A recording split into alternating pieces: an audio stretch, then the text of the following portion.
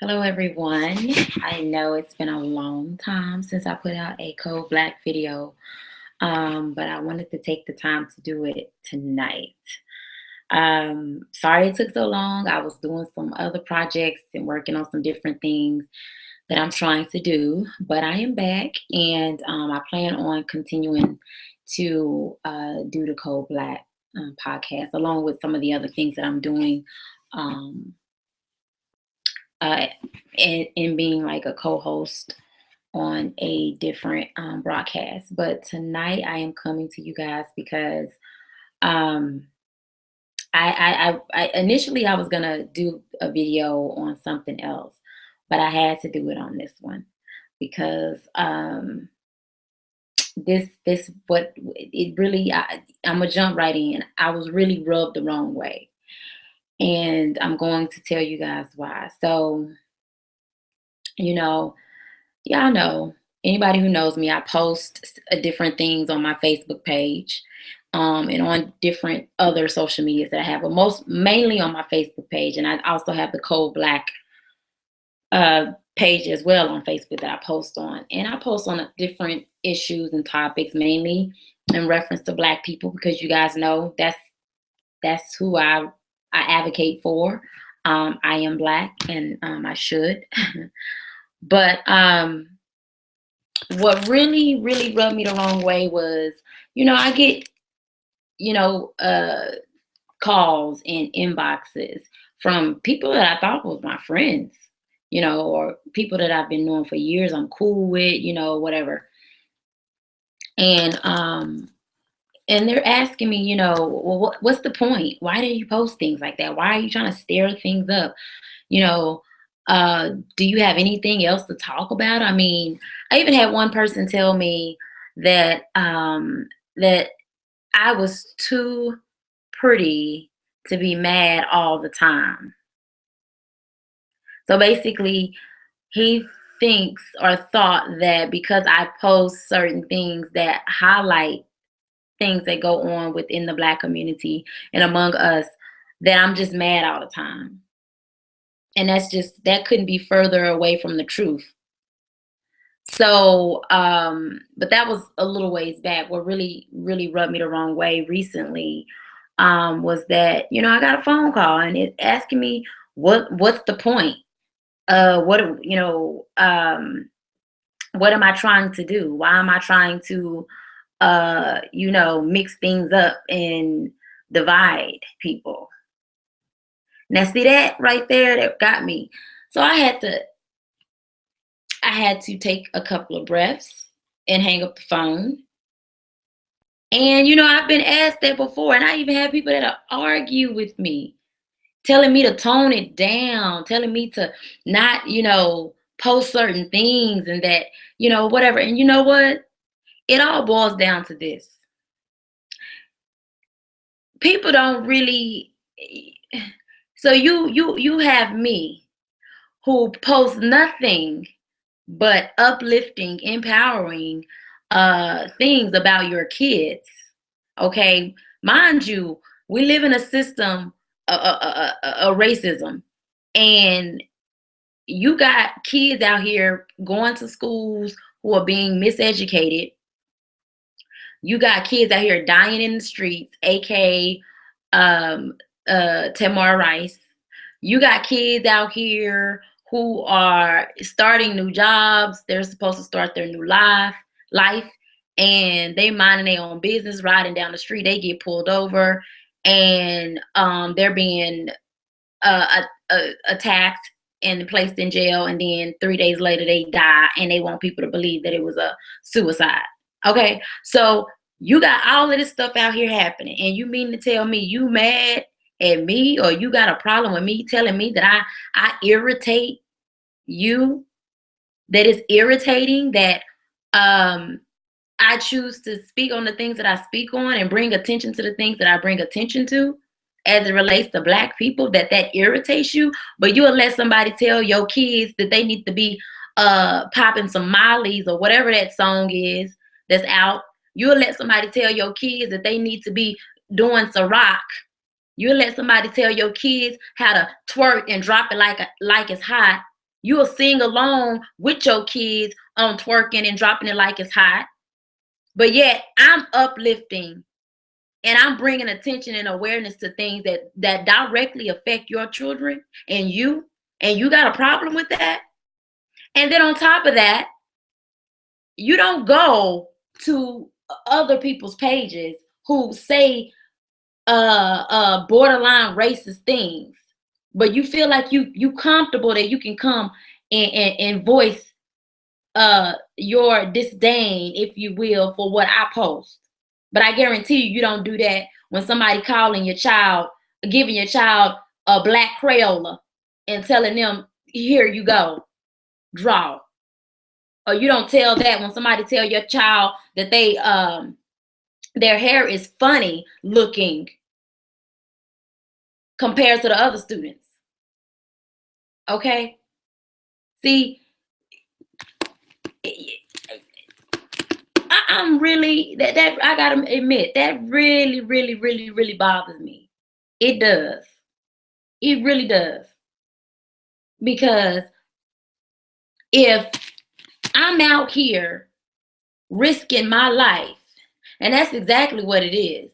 Because, you know, when I go out into the world, it's just me.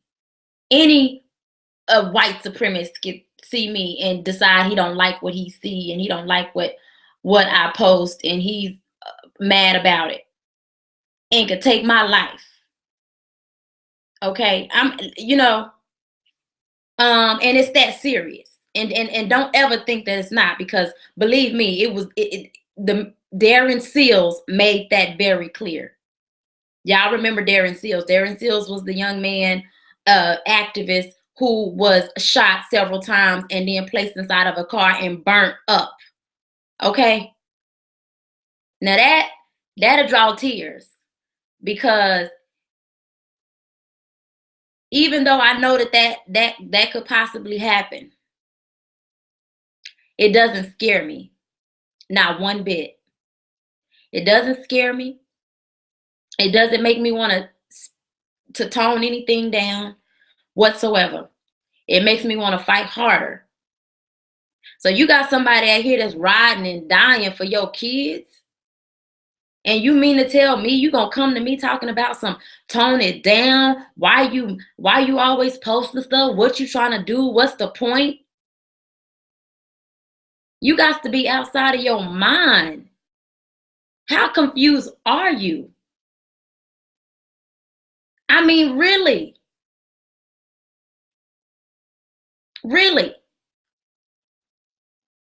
Some of the things that I say that people don't like, or some of the things that I bring attention to that people don't like, that could cost me my life. I don't think people understand that. I stay in Texas.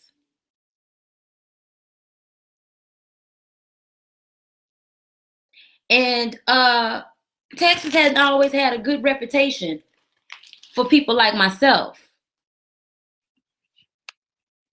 And although there are a lot of things that I just don't say and don't speak on, and it ain't for fear.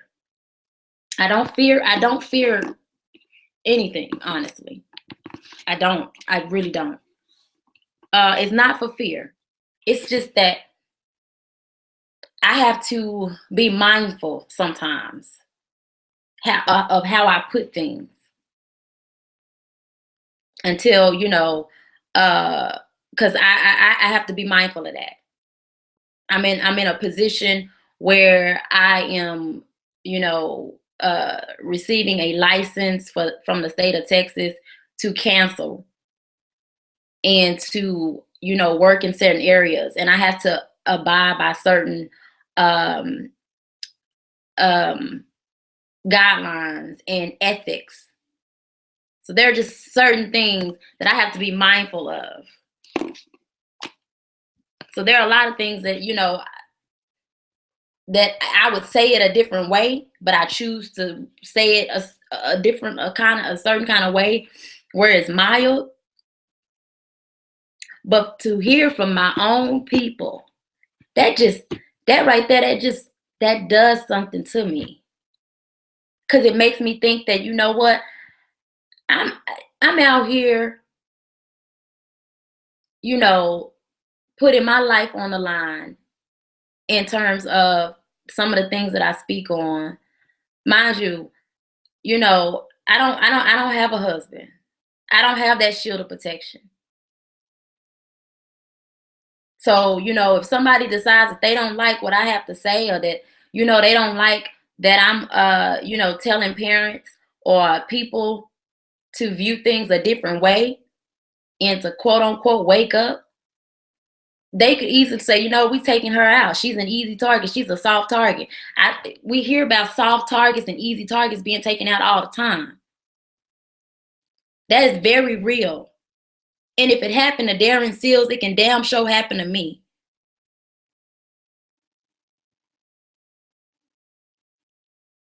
I just want that to soak in. Because when people are out here, you got several people out here putting their lives on the line, trying to bring the African American community to a place where we are all on the same code. We are all following the same code book. I decided, some months ago that, what, the adults, you guys are set in your ways. A lot of you, you don't care. You didn't been there, done that. You're not trying to hear it, and all of that. So I don't, what, do what you do. You want to, if you don't want to take heed, then you on your own. But your kids, that's the group. That's the group. Your teenagers, your kids, that's the group. That's the next generation. That's the group that I want. That's the group that I want you guys to focus on. And for you mothers out here, this is another thing too. You women out here, look, I'm not the one that's going to tell you that, oh, well, you can still live life. No, your life is over. If you have a child, you're done. You're out of here. And not in the sense that, oh, you got to go find a rock and crawl under the rock and die. No, not in that sense. But it's over in the sense that you no longer can do things based on you. You got to worry about the kids. It's not about you. It's not about whether or not you want or like to do something. You need to do what you have to do for your kids. And I found that a lot of women with kids that don't have men in the home, it's because they don't want them in the home. I posted on this a few days ago. I said this very thing. Women who have kids and don't have men in the home, y'all don't want them in the home. You know why? Because you don't want nobody telling you what to do. You don't want nobody helping you, guiding and leading you. Because if that was the case, old Joe Blow down the street would be with you. And for some odd reason, you seem to think that you still have options. You don't have any options. Now, you can be deceived into thinking you do, but you don't. Under your circumstances, you don't. I'm sorry to be the one to tell you. I know when you go to other places, they're going to tell you something different. They're going to, soup you all up. I'm not going to do that. Because I would be lying. You do not have options. You don't have a whole bunch of options. That's just the bottom line. For some reason, you think that if you got more than one child, you can go out here and get you a Idris Elba, or, you just some around the way girl. No, boo, no, you cannot. I'm sorry to break it to no, you cannot. So old Tom Thumb down the street, the shade tree dude who like you just the way you are, like your body and all of that, he'll take you and them kids. That's who you need to be trying to look at. And that doesn't mean that you got to just take any old thing. You want to make sure whoever you bring around your kids is a good person. But baby, look, you don't have the options you used to have. If you're getting older, sorry, you don't have those options. I'm not exempt either. I don't have kids, but I understand that, I'm getting older in age. So, my options are probably fewer and fewer and fewer the older I get. I understand that. I accept that. I don't get mad by that. That don't bother me. It doesn't bother me. But if you have a child or if you have kids in your home and you just been taking a vow to be single because the dude that you want, or you didn't fabricated in your mind some crazy reality that you didn't fabricated in your mind that you think that you still have the option to have. Look, boo, no, let that go. Let that go. You just gonna have to you gonna have to get you a man that wear boots to work every day instead of a 3-piece suit. Okay? And there's nothing wrong with that given the circumstances. If a man is gonna come into your home and he gonna love you and love them kids and love y'all just the way y'all are, and he gonna go out and into the world and he gonna work and try to make a living for y'all, then baby, that's who. But see, the thing about it is y'all selfish. Y'all don't want that. Y'all want what you want. Forget your kids. Damn the kids. You not out here trying to look for somebody that can lead your home. You want somebody that you can lay up with. And that's the problem. That's the problem. And I can't understand how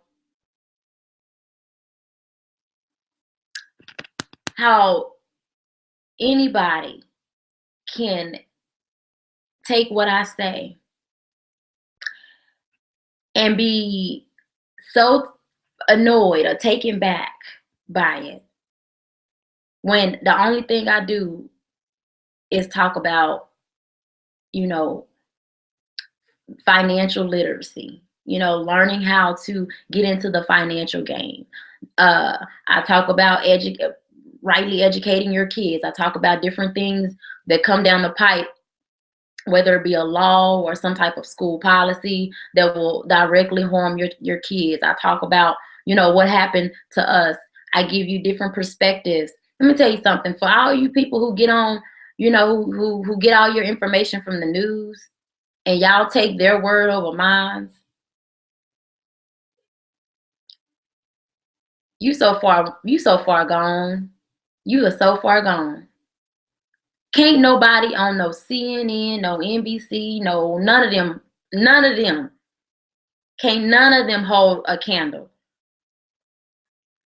to the Black men and women that we have out here who actually have broadcasts, who, actually care about you guys, and who is committed to actually giving you guys the correct perspective on what's going on in our communities. See, that's the thing. That's the thing that gets me. You'll go on these news channels and you'll believe them, and honestly, the only thing that they do is take whatever topic and twist it into their own opinions. And then y'all will take that and believe that over somebody, who actually care about your communities and care about you, and who's actually also done some research and reading and working in the community directly with people. It's just amazing. It's amazing. It's very it makes me wonder, if people even care. It makes me wonder. It really does, because when you have somebody out here who does nothing but uplifting, encouraging the Black community, your kids specifically, and then you take that and you offended, you have a problem, you're irritated. Come on. What's the real issue? Is it because I'm hitting some of them nerves? You one of the people that I be talking about? Is that what it is? I'm thinking, I really think that's the real issue. Somebody get to talking on something and they start hitting them nerves, and now all of a sudden you mad and you have a problem and you irritated.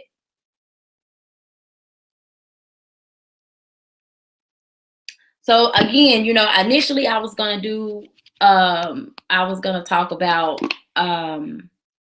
this article that I read about the attitudes of Black women.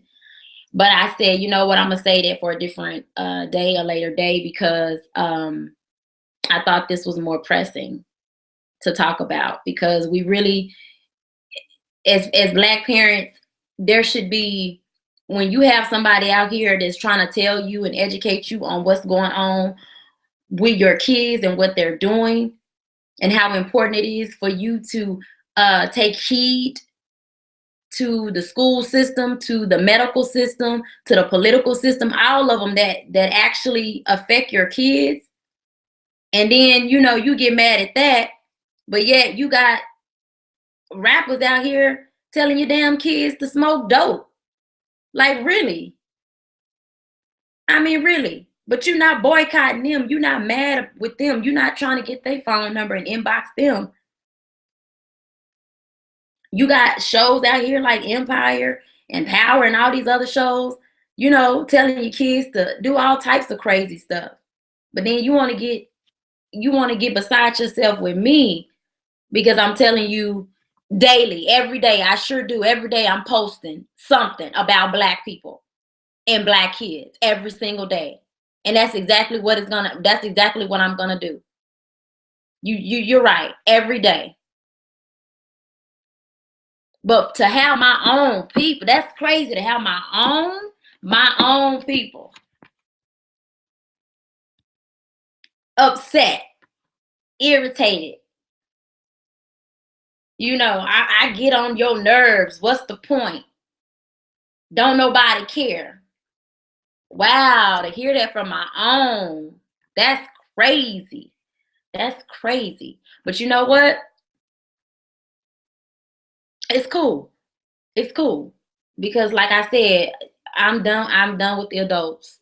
I'm done with the adults. You know, the youth I'll have more success with the youth. And of course the young babies. You know, that's another thing too. You know, that's one of the reasons why I post a lot of the things that I post on my social media pages, because I'm really, really concerned about the kids. Like I said, the adults, I'm not, y'all stuck. Y'all already gone. Many of y'all too far off. Don't care. You know what I'm saying? But if I can just help you with the babies, with the small kids and the teenagers, that's the goal. And in order for me to do that, you guys, dude, I can't be having people calling me, inboxing me, talking about why am I posting this? Why am I mixing stuff up? Why am I trying to divide people? Why am I starting with people? I'm not doing that. I ain't said nothing about nobody but Black people. That's all I talk about is Black people. Everything is Black. And the fact that I want us to do good and do better, that just somehow equates to me not liking other groups and other people. Like I said at the very beginning, when I first started the Code Black, I don't care what them other groups do, honestly. We are at the bottom of the food chain. We at the bottom of the totem pole. We the ones who hurt the most. We the ones getting killed in the streets. We the ones where every structure affects us the most. Politics, sex, entertainment. I mean, I can go down the line. We are the ones who are affected the most. I'm not worried about them other groups. We the ones who own 0.2% of the wealth in America. We the ones. So I'm not worried about no other groups. They gonna do what they want to do. Look, I don't wish no bad on nobody. I ain't got no problem with nobody from other groups. I don't speak no hate, none of that kind of stuff. I don't do that. But I'm concerned about my own people. I'm concerned about my own people's well-being. That's who I'm concerned about, specifically the kids. And another thing, y'all think that, just because you can go to a restaurant, like Dr. Clyde Anderson said, just because you can go sit in a restaurant and be Black, that social integration. So what is that gonna do? I'm not moved by that. Oh, well, well, my kids, they able to go out here to the white school and get the good education. So no, they not. That's the worst education, if you ask me. In terms of them actually being in schools that can teach them where they come from. It's better to be around a whole bunch of people who look like you, where you can at least learn social skills with your own people, than to be around a bunch of people who don't look like you. And then on top of that, the curriculum that they teaching is halfway.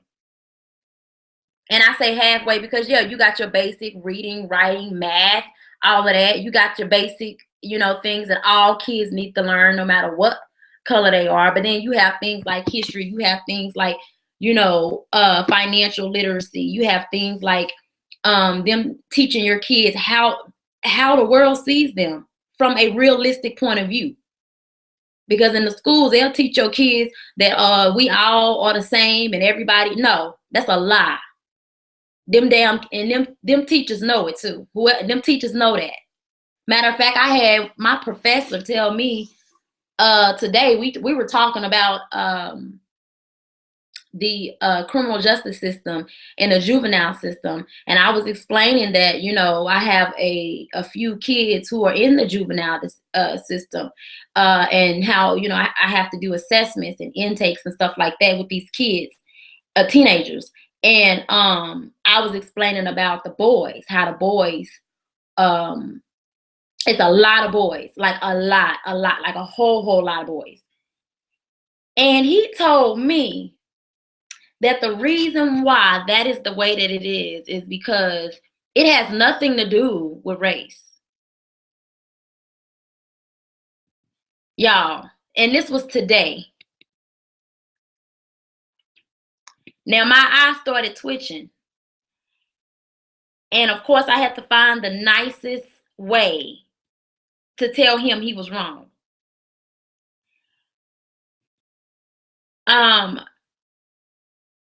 This man told me, now I didn't told him about how the percentage of African American boys that are in the juvenile system, the pipeline from the school to the prison system for African American boys is enormous.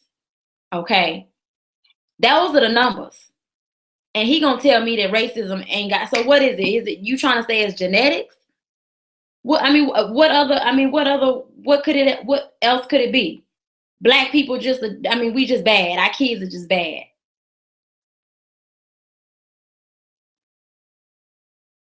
That's what he told me. So in the nicest way, I told him he was wrong. And I explained to him why he was wrong. Now, of course, as a white older man, he couldn't wrap his head around it.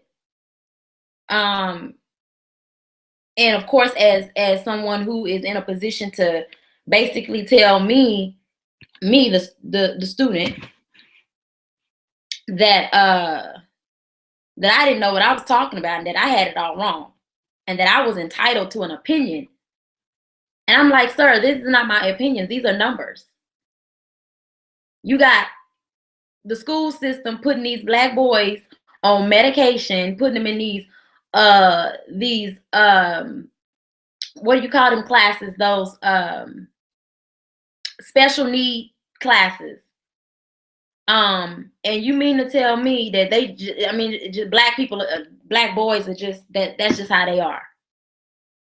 And it has nothing to do with race. It has nothing to do with the interaction between what we know, the school system is a bunch of middle-aged white women who are culturally um, lacking, and they are placed in these schools to try to understand Black boys. Mind you, that studies show Black boys actually do better under the leadership of men, Black men in particular. But these kids are placed in these classrooms where the majority of the teachers are Caucasian and they're women. So when little John is hyperactive, she can't understand or see that as, oh, he's just, that's just him being a boy. She sees it as him being aggressive. He's gonna hurt one of the other kids.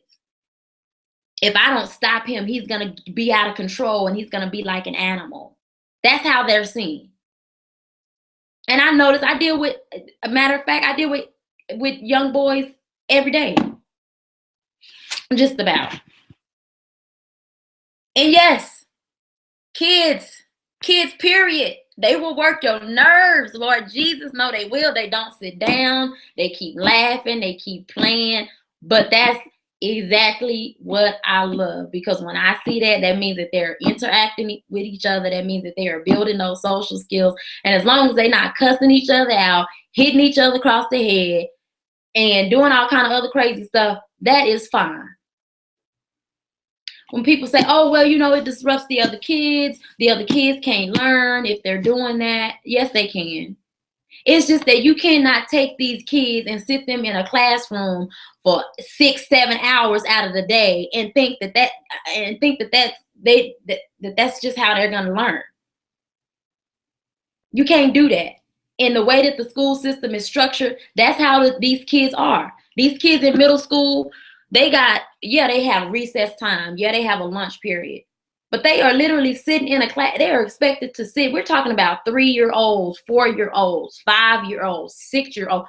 I mean, it goes on up. These kids are expected to sit in a classroom and strictly listen for that amount of time. Adults can't even do that.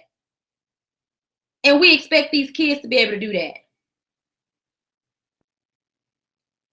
Not to mention that the household is very different. I mean, really.